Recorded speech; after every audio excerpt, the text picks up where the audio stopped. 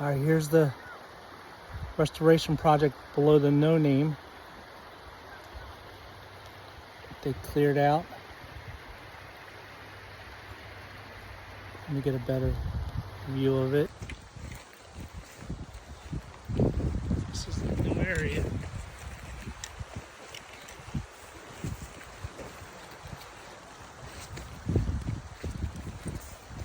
We're gonna head further down. See if we can try and get some deeper holes. All right, there's the restoration project. It's day 2. Day 1 was really good. Only fished half the day, but caught quite a bit. Today is a little bit slower. So here's a new section right here where the restoration was done. And this is what it looks like.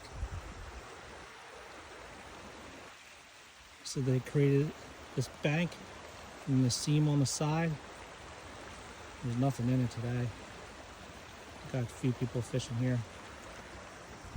Yeah, we're gonna head downstream, see if we can find anything.